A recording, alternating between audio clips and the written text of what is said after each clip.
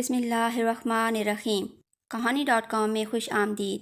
شروع کرتے ہیں آج کی دلچسپ اور سبق آموز کہانی۔ شبانہ کے ساتھ گزرے بچپن کے دن بہت خوبصورت تھے، جب ہم دونوں آموں کے باغ میں کیریاں توڑنے جایا کرتے۔ درختوں کے نیچے ڈھیروں جامن بکھرے ہوتے، جن کو گلہریاں اور طوطے بارش کی طرح گرا جاتے۔ بھری دوپہر میں گھنے درختوں کی چھاؤں دھوپ کو وہاں آنے نہ دیتی تھی۔ یہ باغ میرے والد صاحب کی زمینوں میں تھے۔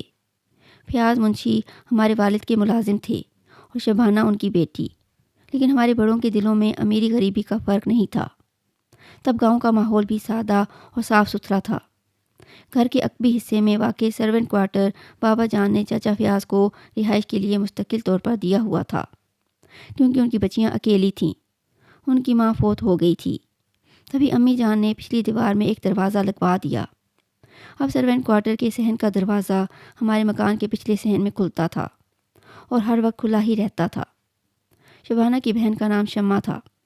وہ شبانہ سے محض 2 برس بڑی تھی، مگر کہیں زیادہ باشعور اور سمجھدار تھی۔ ہوش سنبھالتے ہی اس نے ہمارے گھر کا انتظام بھی سنبھال لیا تھا۔ وہ اپنی ماں کی طرح سلیقہ مند تھی۔ میں ان کو شمو باجی کہتی تھی۔ صبح اٹھتے ہی وہ ہمارے کچن کا رخ کرتی، لیکن اس کی حیثیت ملازمہ جیسی نہ تھی۔ امی اس کو گھر کی بچیوں کی طرح رکھتی تھیں، کیونکہ ہمارے بڑوں میں منشی چاچا کی بڑی عزت تھی۔ وقت کی سوئی اپنی رفتار سے گھومتی رہی، یہاں تک کہ میں اور شبانہ 16 برس کی ہو گئیں۔ انہی دنوں منشی چاچا کا انتقال ہو گیا تو شبانہ اور شمع بالکل اکیلی رہ گئیں۔ البتہ بابا جان اور امی جان نے ان کو بے سہارا نہیں ہونے دیا۔ شبانہ پہلے گھر کی حد تک ہمارے ساتھ ہوتی تھی، مگر اب ہر جگہ ساتھ رہنے لگی۔ اس بات پر لڑکیاں حیران ہوتیں، جتلاتی کہ میں امیر باپ کی بیٹی ہوں اور شبانہ ہمارے منشی کی لڑکی ہے، اس لیے مجھے اس کے ساتھ نظر نہیں آنا چاہیے۔ مجھے ان کی باتوں پر حیرت ہوتی، جو انسانی رشتوں کو دولت کے ترازو میں تولتی تھیں، جبکہ گھر میں امی جان نے ہمیں کبھی یہ احساس نہ ہونے دیا تھا۔ شمو باجی کو اپنی چھوٹی بہن سے بے حد محبت تھی، اسی وجہ سے وہ کبھی اس کو کام نہیں کرنے دیتی تھی۔ یوں شبانہ ہر فکر سے آزاد تھی۔ منشی چاچا کے بعد شبانہ نے پڑھائی کا ارادہ ترک کر دیا تھا، لیکن شمو باجی نے اسے ایسا نہ کرنے دیا اور اسکول جانے پر مجبور کیا۔ خود وہ ہمارے گھر کی نوکرانی بنی رہی تاکہ شبانہ کی پڑھائی ہم پر بوجھ نہ ہو۔ ان دنوں ہم میٹرک میں تھے، جب بڑے بھائی شہر سے فارغ التحصیل ہو کر آ گئے۔ باجی شمو خاص طور پر ان کے آنے سے خوش نظر آتی، کیونکہ وہ بچپن میں نسیم بھائی کے ساتھ کھیلی تھی۔ بھائی اس کی عزت کرتے تھے، جیسے بہنوں کی جاتی ہے۔ ہر وقت اس کی ہاں میں ہاں ملاتے۔ بھائی کی خوش اخلاقی کو شمو نے غلط رنگ میں لیا اور وہ یہ سمجھ بیٹھی کہ وہ اسے پیار کرتے ہیں۔ بس وہ دل ہی دل میں میرے بھائی کی تمنا کرنے لگی۔ وہ صبح سویرے اپنے کوارٹر سے آ کر کچن میں گھس جاتی۔ اس کے ساتھ مجھے زیادہ بات چیت کا موقع ہی نہ ملتا۔ امی کی عادت تھی کہ وہ فجر کی نماز پڑھ کر سو جاتی تھیں اور 10 بجے اٹھتی تھیں۔ چائے پانی کے بعد باجی شمو کو کھانا بنانے کی ہدایات دیتی کہ آج کیا کیا بنانا ہے۔ اکثر خود بھی اس کے ساتھ کام میں ہاتھ بٹاتی۔ امی ناشتے کے وقت کچن میں نہ ہوتی تھی۔ باجی شمو اکیلے ہی ناشتہ تیار کرتی اور سب کو اس کے کمرے میں ناشتہ پہنچاتی تھی۔ ہر کسی کے ناشتے کا اپنا الگ ٹائم تھا۔ یوں وہ بیچاری 11 بجے تک ناشتے کی تیاری میں لگی رہتی، یہاں تک کہ دوپہر کا کھانا بنانے کا وقت شروع ہو جاتا۔ نسیم بھائی ناشتہ بہت اہتمام سے کرتے تھے، صرف وہی کچن میں جا کر ناشتہ کرتے تھے۔ اس دوران وہ شمو سے باتیں بھی کرتے جاتے، جوس نکالنے یا کافی بنانے میں اس کی مدد بھی کرتے۔ وہ یہ سب اس لیے کرتے تاکہ ناشتہ ان کے ٹیسٹ اور مرضی کا ہو۔ شمو کا ہاتھ بٹانے میں ان کا دلی خلوص شامل ہوتا تھا۔ جبکہ شمو باجی سمجھتی کہ نسیم بھائی کو اس کے ساتھ لگاؤ ہے، تبھی وہ گھنٹہ بھر تک کچن میں وقت گزارتے ہیں۔ یہ باتیں مجھے ایک روز گوہر نے بتائیں، جو ہمارے پڑوس میں رہتی تھی۔ یہ ہمارے مزارے کی لڑکی تھی اور باجی شمو کی سہیلی بھی۔ کچھ دنوں سے میں نوٹ کر رہی تھی کہ نسیم بھائی شبانہ میں دلچسپی لے رہے ہیں۔ وہ بہانے سے اس کا ذکر کرتے اور کہتے اس کو بلا لاؤ۔ میں ٹال جاتی کہ کوئی کام تو ہے نہیں تو کیوں اس کو بلا لاؤں۔ شبانہ کی عادت تھی کہ وہ شام کو ضرور میرے پاس آتی۔ ویسے بھی دن میں 2-3 چکر وہ باجی شمو کے پاس لگاتی، جبکہ شمو کی کوشش ہوتی کہ وہ اپنے گھر میں ہی رہے تاکہ پڑھائی کر سکے۔ ایک دن شبانہ ہمارے گھر آئی۔ اتفاق سے اس روز امی اور شمو باجی کچن کا سامان لینے قریبی شہر گئے ہوئے تھے۔ نسیم بھائی نے شبانہ کو دیکھا تو خوش ہو گئے، اسے بیٹھنے کو کہا۔ شبانہ نے میرے بارے میں پوچھا۔ بھائی نے کہا تھوڑی دیر بیٹھ جاؤ، وہ ابھی آنے ہی والی ہے۔ بادل نخواستہ وہ بیٹھ گئی اور رسالہ اٹھا کر دیکھنے لگی۔ نسیم نے سوچا اچھا موقع ہے، انہوں نے دل کا بوجھ اتار دیا اور شبانہ سے صاف صاف پوچھا، کیا تم مجھ سے شادی کرو گی؟ اس کے لیے یہ سوال غیر متوقع تھا۔ وہ بھوکلا سی گئی اور تیزی سے صحن کراس کرتی اپنے کوارٹر میں چلی گئی۔ کچھ دن وہ ہمارے گھر نہ آئی۔ میں حیران تھی کہ اس کو کیا ہو گیا ہے۔ آخر میں خود اس کے پاس گئی، پوچھا تو جواب دیا طبیعت ٹھیک نہیں تھی، شام کو آؤں گی۔ شام کو وہ آ گئی تو قدرے خوش تھی۔ ہم دونوں باتیں کرنے لگے۔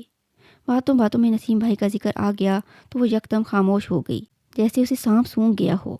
میں شک میں پڑ گئی۔ ابھی ہم باتیں کر رہے تھے کہ نسیم بھائی آ گئے۔ شبانہ کی رنگت گلابی پڑ گئی، اور جب بھائی نے مجھے مذاق میں کہا سجیلا میرے لیے کوئی دلہن تو ڈھونڈو، تو شبانہ نے چونک کر ان کو دیکھا۔ اس وقت اس کا چہرہ ایک کھلی کتاب جیسا تھا جس پر لکھی تحریر ہر کوئی پڑھ سکتا تھا۔ میں اسی دن سمجھ گئی تھی کہ دال میں کچھ کالا ہے۔ اب جب بھی وہ میرے کمرے میں آتی بھائی بہت خوش ہوتے۔ شبانہ میرے بھائی کی باتیں کرتی اور نسیم بہانے بہانے سے اس کا ذکر کرتے۔ شمو باجی ان باتوں سے بے خبر اپنے خیالات میں گم تھی۔ ایک دن جب وہ بھائی کے لیے کافی بنا رہی تھی، انہوں نے کہا شمہ تمہاری بہن بالکل پڑھائی نہیں کرتی، اس کو کسی کے پاس پڑھنے کے لیے بھیجا کرو ورنہ یہ فیل ہو جائے گی۔ آپ بھی تو شہر سے پڑھ کر آئے ہیں، آپ ہی اس کو پڑھا دیا کریں۔ اچھا تو تم اس کو میرے پاس رات کے کھانے سے 1 گھنٹہ پہلے بھیج دیا کرو۔ باجی شمو بڑی خوش ہوئی، سیدھی گھر بھاگی اور بہن سے بولی سنا ہے کہ تم بالکل نہیں پڑھتی، فیل ہو جاؤ گی۔ میں نے نسیم میاں سے کہا ہے کہ وہ روز تمہیں کچھ دیر پڑھا دیا کریں، وہ میری بات نہیں ٹالتے، بہت اچھے ہیں۔ جوشی جذبات میں اسے یہ بھی سن نہ رہی تھی کہ وہ چھوٹی بہن کے سامنے کس کی تعریف کر رہی ہے اور کیوں۔ نسیم بھائی نے شبانہ سے تنہائی میں بیٹھ کر باتیں کرنے کی سبیل نکال لی تھی۔ اب شمو زبردستی ڈانٹ ڈپٹ کر شبانہ کو روز بھائی کے پاس پڑھنے بھیجتی۔ وہ بیچاری کیا سمجھتی کہ شبو بھی جو اوپر دل سے جانے سے انکار کرتی ہے، دل میں کتنی خوش ہوتی ہے۔ یوں پڑھائی کے بہانے وہ اور نسیم بھائی من چاہی باتیں کرتے تھے۔ انہی دنوں مجھے یقین ہو گیا کہ یہ دونوں آپس میں محبت کرتے ہیں۔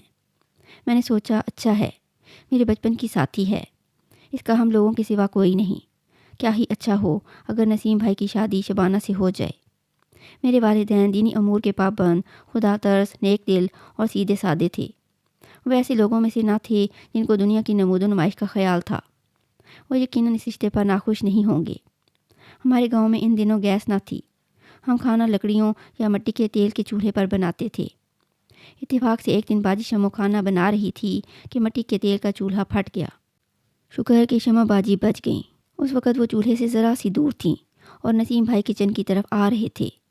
یوں ہی شمو کے کپڑوں میں آگ لگی، بھائی نے کوشش کر کے آگ بجھا دی۔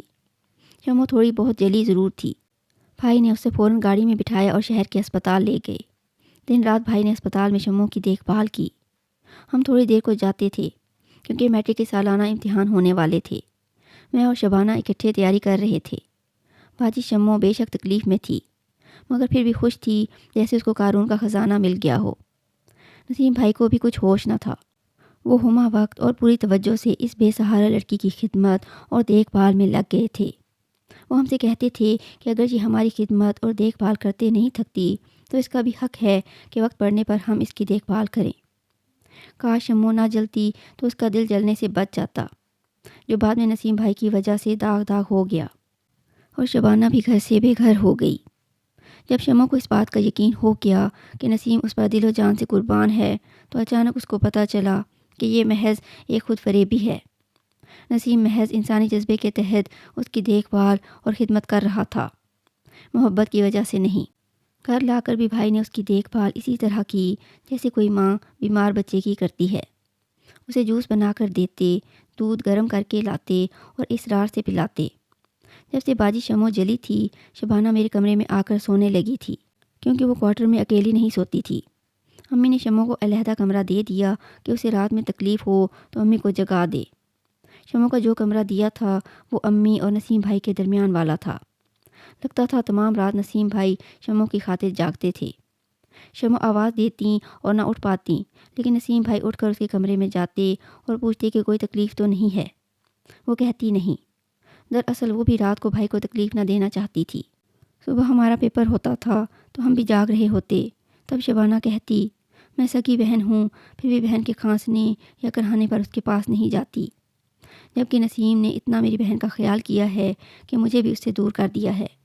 خدا خدا کر کے ہمارے امتحان ختم ہوئے تو ہم بھی ہوش و حواس میں لوٹ آئے۔ تب تک شمو بالکل صحت یاب ہو چکی تھی اور اس نے کچن سنبھالنا شروع کر دیا تھا۔ اس کے ہاتھوں کے پکے کھانوں میں جو مزہ تھا وہ کسی اور کے پکے طعام میں نہ تھا۔ جب سے وہ بیمار ہوئی تھی ہم تو اچھا کھانے کو ترس گئے تھے۔ ایک دن امی جان نے نسیم بھائی سے شادی کا تذکرہ کیا۔ اس دن وہ شہر شمو باجی کی دوائیاں لینے جا رہے تھے۔ کہنے لگے شہر سے لوٹ آؤں تو بات کروں گا۔ واپس آئے تو ہاتھوں میں کئی شاپر تھے اور یہ شمو باجی کے لیے تھے۔ کسی میں چوڑیاں، بندے، کلپ اور کسی میں کریم اور دوسری چیزیں۔ یہ سب دیکھ کر آج تو امی بھی دنگ رہ گئیں کہ اس لڑکی کو شمو کا کتنا خیال ہے۔ بے شک وہ منشی جی کی ان دونوں یتیم بچیوں کو بہت چاہتی تھیں، مگر اپنے بیٹے کی فیاضی دیکھ کر سوچ میں پڑ گئیں کہ یہ سب کچھ بلا وجہ تو نہیں ہے۔ شبانہ بھی حسد محسوس کرنے لگی۔ میں نے نظر بھر کر اس کی طرف دیکھا جب بھیا شمع کی جلی ہوئی کلائی میں چوڑیاں ڈال رہے تھے۔ شبانہ کا منہ ذرا سا ہو رہا تھا۔ اس سے چپ نہ رہا گیا اور اس نے کہہ دیا، یہ اتنا کچھ تو باجی کے لیے ہے، کاش کچھ ہمارے لیے بھی ہوتا۔ تمہارے لیے بھی ہے، ذرا صبر کرو۔ شبانہ سمجھی کہ ابھی شاپر سے کچھ نکال کر دیں گے۔ وہ تھوڑی دیر بعد کمرے میں آئے اور اس کے کان میں کچھ کہا۔ وہ گلابی ہو گئی اور اس کے چہرے پر خوشی کے رنگ پھوٹنے لگے جیسے چاندنی پھوٹتی ہے۔ ایک دن پھر سے امی نے نسیم بھائی سے شادی کا تذکرہ کیا اور ساتھ ہی یہ بھی کہا کہ شمع بہت اچھی لڑکی ہے، سارا گھر سنبھالا ہوا ہے، مجھے بہت آرام دیتی ہے، لگتا ہے تم دونوں ایک دوسرے کو چاہتے بھی ہو۔ اس پر بھائی چونک گئے، بولے، امی جان میں تو اسے بہن کی طرح سمجھتا ہوں۔ یہ تم کیا کہہ رہے ہو؟ تم تو اس کی ہر بات مانتے ہو، اس قدر اس کا خیال رکھتے ہو۔ جب سے وہ جلی ہے تم اس پر جان نثار کر رہے ہو۔ آخر میں اس کا کیا مطلب سمجھوں؟ امی کیا دنیا میں انسانیت مر گئی ہے؟ کیا کوئی کسی کی بلا غرض خدمت نہیں کر سکتا؟ آخر وہ بھی تو دن رات کچن میں رہتی ہے، سارے گھر کی خدمت میں جٹی رہتی ہے۔ آخر وہ یہ سب کیوں کرتی تھی؟ اس وجہ سے کہ اور کوئی سہارا نہیں ہے ان کا۔ اس کو یہ سب کرنا ہی تھا ہماری خوشنودی کے لیے۔ تو میں بھی اس کا خیال رکھتا ہوں اللہ تعالیٰ کی خوشنودی کے لیے۔ میں دل و جان سے شمع باجی کی عزت کرتا ہوں۔